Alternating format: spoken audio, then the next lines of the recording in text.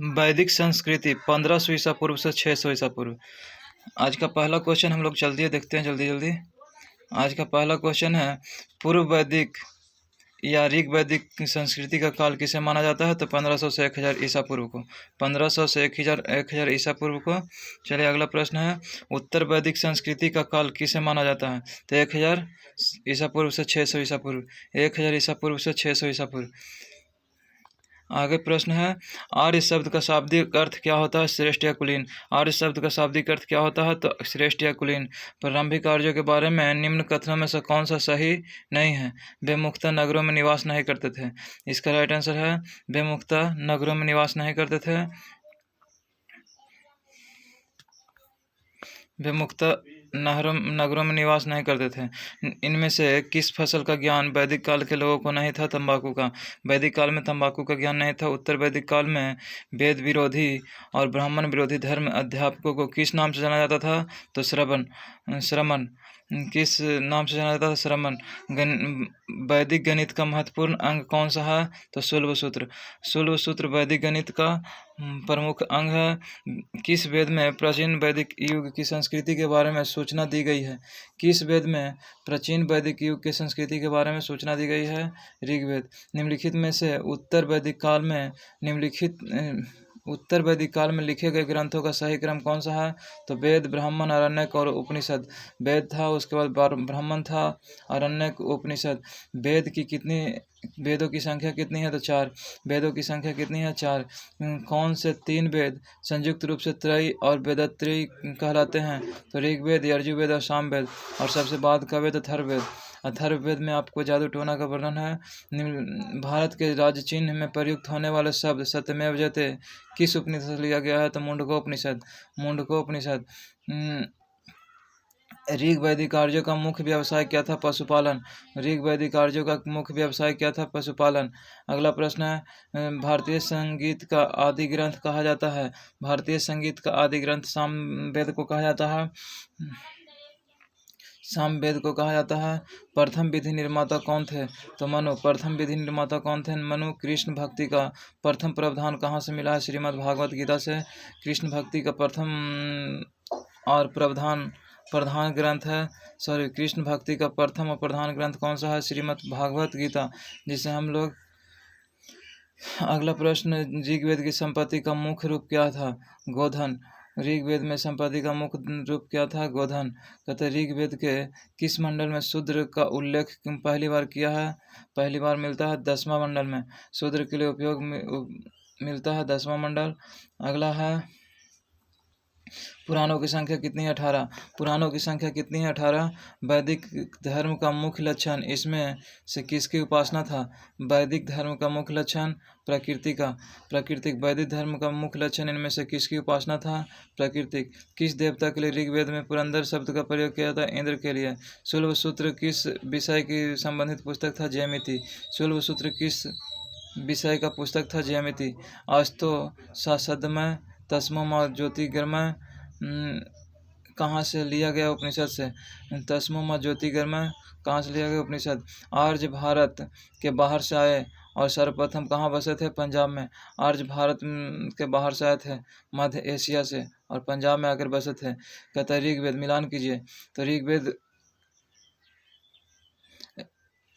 ऋग्वेद के पाठकर्ता को होत्री कहते थे। यजुर्वेद का अथर्वयु, सामवेद का उद्गाता या उद्गात्री, अथर्ववेद का ब्राह्मण। तो आगे, वेदों के अपुरुष से क्यों कहा जाता है? क्योंकि वेदों की रचना देवताओं द्वारा की गई है। वेदों को अपुरुष से क्यों कहा जाता है? क्योंकि वेदों की रचना देवताओं द्वारा की गई है। वैशेषिक दर्शन का प्रतिपादक कौन था? वैशेषिक दर्शन का प्रतिपादक उलूकनद था। उलूकनद। मीमांसा या पूर्व मीमांसा दर्शन किसके प्रतिपादक? मीमांसा या पूर्व मीमांसा दर्शन के प्रतिपादक कौन है? जैमिनी। मीमांसा या पूर्व मीमांसा का जैमिनी। वेदांत या उत्तर मीमांसा का प्रतिपादन कौन है? बदरायन। वेदांत या उत्तर मीमांसा का प्रतिपादक कौन है? बदरायन। ऋग्वेद का कौन सा मंडल पूर्णतः सोम को समर्पित है? तो 9वां मंडल। ऋग्वेद का कौन सा मंडल पूर्णतः सोम को समर्पित है? 9वां मंडल। प्रसिद्ध 10 राजाओं का युद्ध, 10 राज युद्ध किस नदी के तट पर हुआ था? पुरुषनी, जिसको हम लोग अभी रावी के नाम से जानते हैं। रावी नदी के किनारे हड़प्पा सभ्यता का विकास हुआ। धर्म सूत्रों के भू राजस्व की दर, धर्म शास्त्रों के में भू राजस्व की दर कितनी थी? 1/6। धर्म शास्त्रों में भू राजस्व की दर क्या थी? तो 1/6। 800 ईसा पूर्व से 600 ईसा पूर्व के काल किस युग से जुड़ा हुआ है? तो ब्राह्मण युग। ब्राह्मण युग 800 ईसा पूर्व से 600 ईसा पूर्व आपको ब्राह्मण युग से संबंधित है। आगे प्रश्न देखते हैं। इसमें टोटल 150 क्वेश्चन कराया जाएगा। किस काल के अछूत की अवधारणा स्पष्ट रूप से उदित हुई है? किस काल में अछूत का अवधारणा? धर्मशास्त्र के काल में। किस काल में अछूत की अवधारणा स्पष्ट रूप से उदित हुई? धर्मशास्त्र। एशिया माइनर स्थित बोगाजकोई का महत्व किस लिए है? वहाँ जो अभिलेख प्राप्त हुए हैं उसमें 4 वैदिक देवताओं इंद्र, वरुण, मित्र, नातस्य का उल्लेख मिलता है। एशिया माइनर स्थित बोगाजकोई का महत्व इसलिए है, वहाँ जो अभिलेख प्राप्त हुए हैं उसमें 4 वैदिक देवताओं जिसमें इंद्र थे, वरुण थे, मित्र थे, नासत्य का उल्लेख मिलता है। गायत्री मंत्र देवी सावित्री को संबोधित किस पुस्तक से मिलता है? तो ऋग्वेद। गायत्री मंत्र का वर्णन आपको ऋग्वेद में है। न्याय दर्शन का प्रचारित किया था कौन? न्याय दर्शन गौतम ने किया था। गौतम। न्याय दर्शन के संपादक कौन थे? गौतम मुनि। कहता प्राचीन भारत में निष्क से जाने जाते थे। निष्क। निष्क स्वर्ण आभूषण। प्राचीन भारत में निष्क क्या था? तो स्वर्ण आभूषण था। योग दर्शन के प्रतिपादक पतंजलि थे। उपनिषद पुस्तकें हैं। उपनिषद है दर्शन पर आधारित, उपनिषद है दर्शन पर आधारित। उपनिषद का मतलब ही होता है दर्शन शास्त्र। अगला प्रश्न है सुमेलित कीजिए। तो सुमेलित कीजिए। ऋग्वेद। ऋग्वेद में आपको पहले अथर्ववेद में आपको तंत्र मंत्र है, डी का 3। सामवेद में संगीत का स्रोत है, और यजुर्वेद में कर्म कांड है, और ऋग्वेद में स्रोत एवं प्रार्थनाएं हैं। अगला देखिए आगे ऑप्शन नंबर ए हो जाएगा। आरंभिक वैदिक साहित्य में सर्वाधिक वर्णित नदी कौन सी है? सर्वाधिक बार वर्णित हुआ है, तो सर्वाधिक बार वर्णित हुआ है सिंधु। सिंधु। और सबसे पवित्र नदी का है तो सरस्वती। अगला देखिए उपनिषद काल के राजा अश्वपति शासक थे कैकई का। उपनिषद काल में राजा अश्वपति शासक कहाँ के थे? तो कैकई। कैकई के अध्यात्म ज्ञान के विषय में नचिकेता और यम के संवाद किसमें है? कंठोपनिषद। कंठोपनिषद में आपको नचिकेता और यम के संवाद का उपनिषद उल्लेख है, तो कंठोपनिषद। कहता वैदिक नदी कुंभा काबुल का स्थान जहाँ निर्धारित होना चाहिए? अफगानिस्तान में।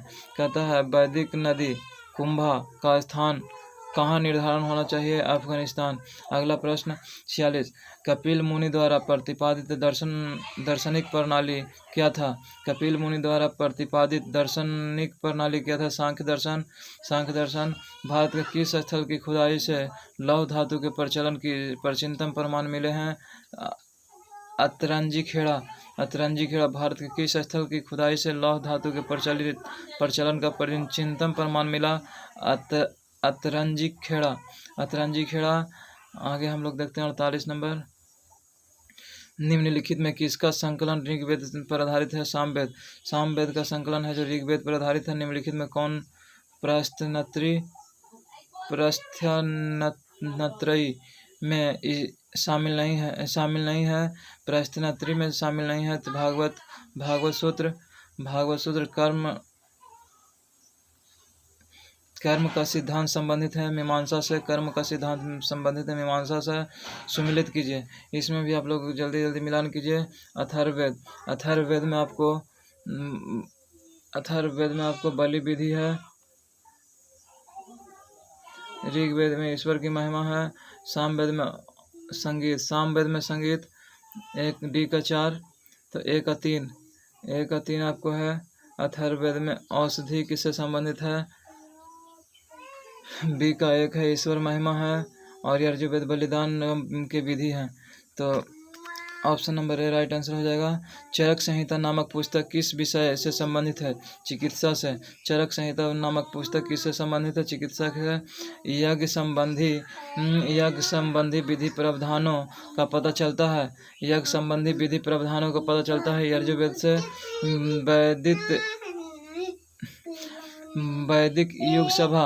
वैदिक युगीन सभा मंत्रिपरिषद थी। वैदिक युगीन सभा में मंत्रिपरिषद थी। वैदिक युगीन सभा में कौन सा था? तो मंत्रिपरिषद थी। क्या था? वैदिक युग में प्रचलित लोकप्रिय शासन प्रणाली था गणतंत्र। वैदिक युग में प्रचलित लोकप्रिय शासन प्रणाली थी गणतंत्र। वैदिक काल में गणतंत्र था। सबसे प्राचीन वेद कौन सा है? तो ऋग्वेद। निम्नलिखित में से कौन सा भारतीय दर्शन का आरंभिक विचारधारा है? सांख्य दर्शन। सांख्य दर्शन ही आरंभिक विचारधारा है सांख्य दर्शन। कहता है सांख्य, योग एवं न्याय, वैशेषिक मीमांसा एवं वेदांत, इन छह भिन्न भारतीय दर्शन के स्पष्टि का रूप अभिव्यक्ति हुआ है वैदिक युग में। सांख्य योग न्याय वैशेषिक मीमांसा एवं वेदांत, इन छह दर्शनों की स्पष्ट रूप से वैदिक रूप से अभिव्यक्ति हुआ है। निम्नलिखित में वह दस्तकारी कौन सी है? निम्नलिखित में वह दस्तकारी कौन सी है जो आर्यों द्वारा व्यवहार में नहीं लाई गई? तो इसका राइट आंसर हो जाएगा लुहारगिरी थी जो आर्य द्वारा नहीं लाया गया था। सम्मिलित कीजिए। आर्यवेद, धनुर्वेद, गंधर्व वेद। तो यहाँ से देखिए गंधर्व वेद हो जाएगा सामवेद। अथर्ववेद शिल्प वेद, अर्थशास्त्र। इसका अर्थशास्त्र आर्यवेद, ऋग्वेद, धनुर्वेद, यजुर्वेद।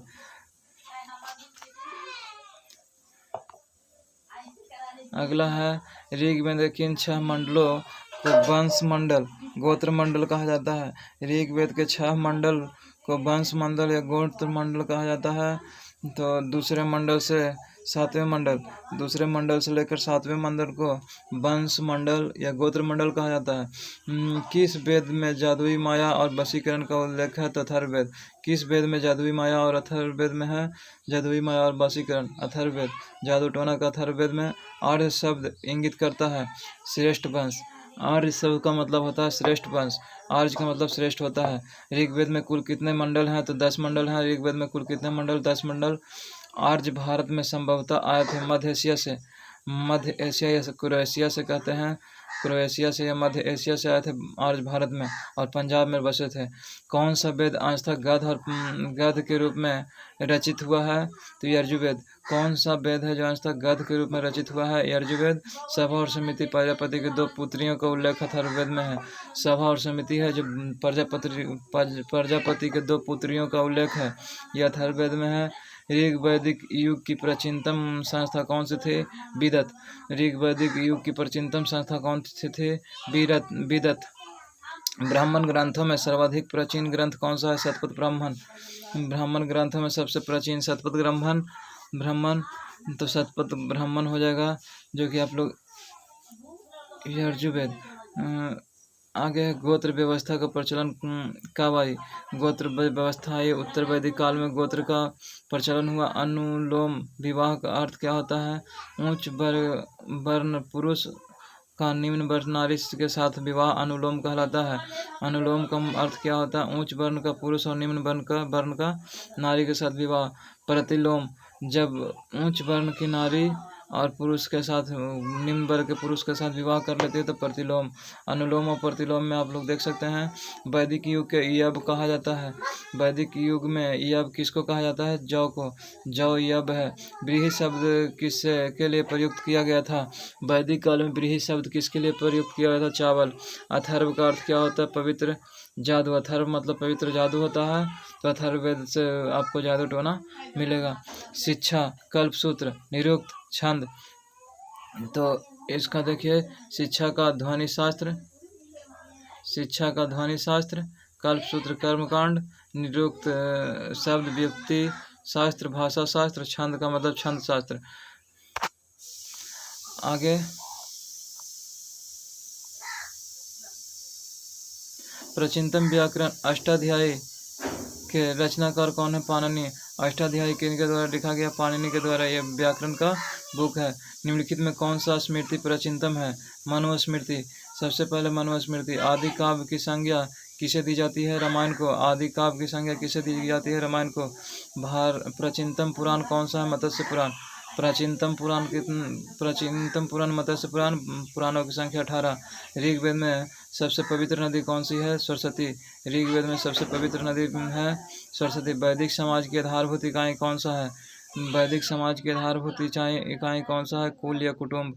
आधारभूत इकाई कुल या कुटुंब। ऋग्वैदिक काल में उससे सबसे प्रधान देवता की पहचान करें। उस सबसे प्रधान देवता की पहचान करें जिसकी स्तुति 250 सूक्तम की रचना वो या 250 मंत्र, जिसके लिए सबसे ज़्यादा मंत्र का प्रयोग किया गया इंद्र के लिए, और अग्नि के लिए 200 ऋचाएँ का। अग्नि के लिए 200 ऋचा। तो ऋग्वेद में सभा की नरिष्ठ अर्थात सामूहिक वाद विवाद का अनुल्लंघनीय कहा गया है। किस वेद को अनुल्लंघनीय कहा गया है? अथर्ववेद। अथर्ववेद को अनुल्लंघनीय। नरिष्ठ अर्थात सामूहिक वाद विवाद या अनुल्लंघनीय कहा गया अथर्ववेद। किस रचना में नारी को सूरा और पांसा के साथ 3 प्रमुख बुराइयों में शामिल किया गया है? मैत्रेयी संहिता। नारी सूरा और पांसा के साथ 3 प्रमुख बुराइयों में शामिल किया गया है। मैत्रेयी संहिता। उत्तर वैदिक काल में किस देवता का सर्वोच्च स्थान प्राप्त था? उत्तर वैदिक काल में आपको प्रजापति थे, जबकि वैदिक काल में इंद्र थे।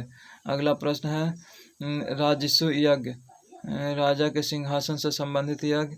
अश्वमेध यज्ञ। राजा राजनीतिक शक्ति बढ़ाने के लिए अश्वमेध यज्ञ करवाया करता था। वाजपेयी यज्ञ। शौर्य प्रदर्शन एवं प्रजा मनोरंजन किए जाने वाला वाजपेयी यज्ञ था। अनिष्टोम यज्ञ देवताओं को प्रसन्न करने के लिए।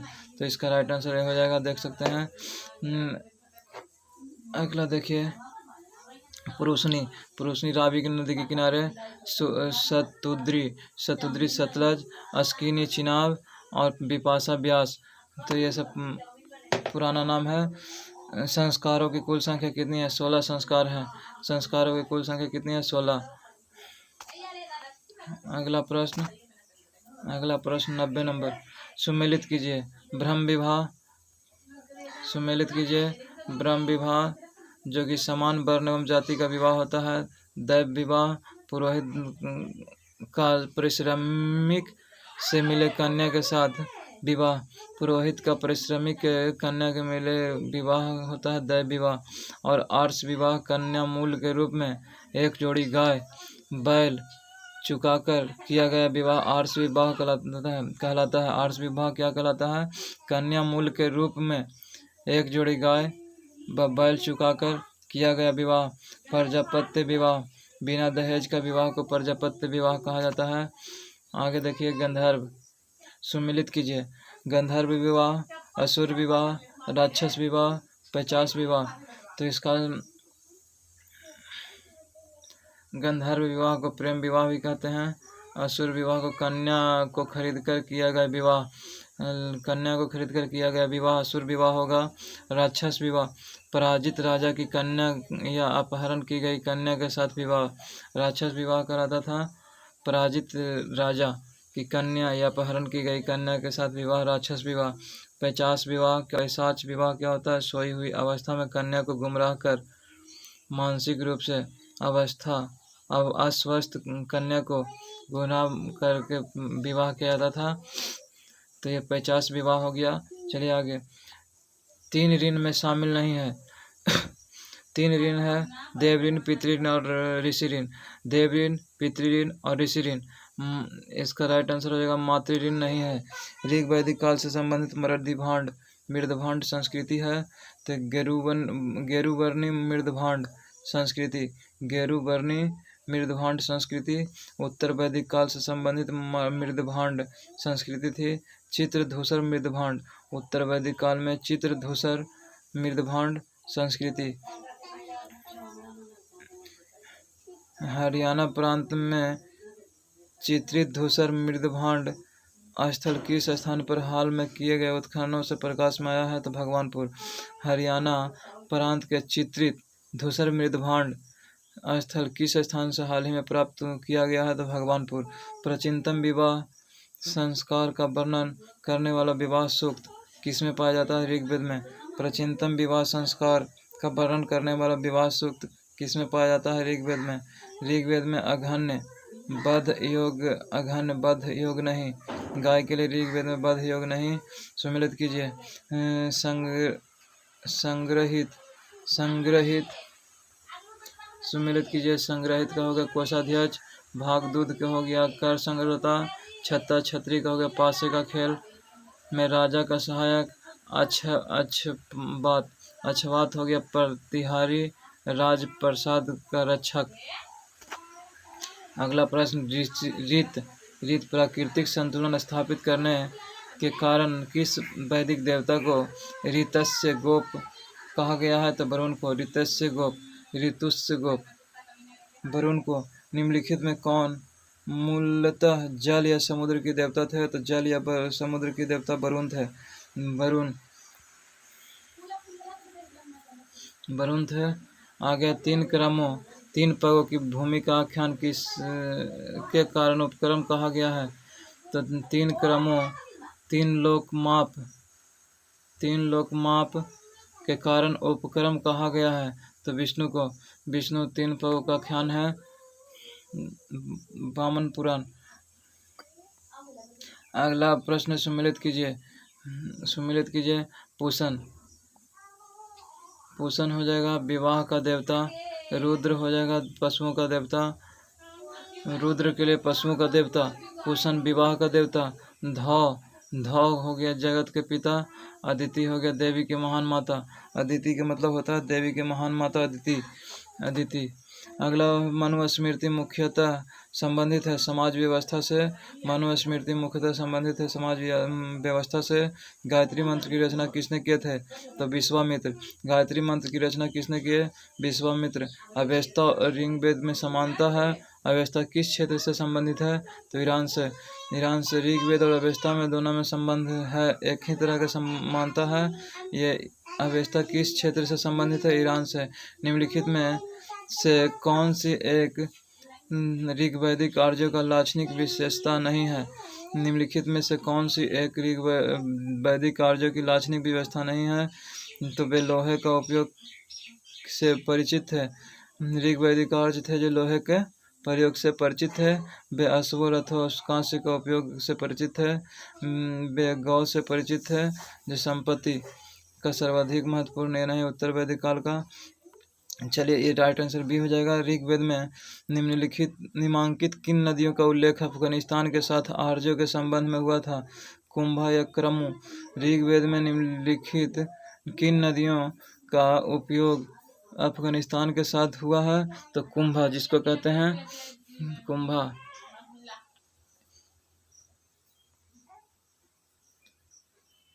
धर्म तथा ऋतु भारत के प्राचीन वैदिक संस्कृति के एक केंद्रीय विचार को चित्रित करते हैं। इस संदर्भ में निम्नलिखित कथनों पर विचार कीजिए। धर्म व्यक्ति के दायित्वों एवं स्वयं तथा दूसरों के प्रति व्यक्तिगत कर्तव्यों की संकल्पना था। ऋतु मूलभूत नैतिक विधान एवं सृष्टि और उसमें अनिर्हित सारे तत्वों की क्रियाकलापों को संचालित करता है। 1 और 2 दोनों सही है। राइट आंसर 1 भी सही है, 2 भी सही है। आगे चलिए, आगे देखिए। आर्यों के आर्कटिक होम सिद्धांत का पक्ष किसने लिया? बीजी तिलक। तो आर्यों के आर्कटिक होम सिद्धांत का पक्ष किसने लिया? बीजी तिलक, बाल गंगाधर तिलक ने। अगला देखिए, अगला प्रश्न है कुंभा नदी का प्रयोग कुंभा किया गया है काबुल के लिए। कुंभा 1 का 2 हो जाएगा। पुरुष ने किया गया है रावी के लिए। 2 का 3 सदानीरा गंडक सतलज। तो इसका right answer option number B हो जाएगा। देखिए बी। अगला प्रश्न है 111 कहता है ऋग्वेद में कितने सूक्त हैं? तो ऋग्वेद में 1028 सूक्त हैं। ऋग्वेद में 1028 सूक्त हैं। पूर्व वैदिक आर्यों का धर्म प्रमुखता था प्राकृतिक पूजा और यज्ञ। पूर्व वैदिक आर्यों का धर्म प्रमुखता था प्राकृतिक पूजा और यज्ञ। पतंजलि कौन थे? तो पतंजलि कौन थे? ये पाणिनि के संस्कृत व्याकरण अष्टाध्यायी का एक टीकाकार थे।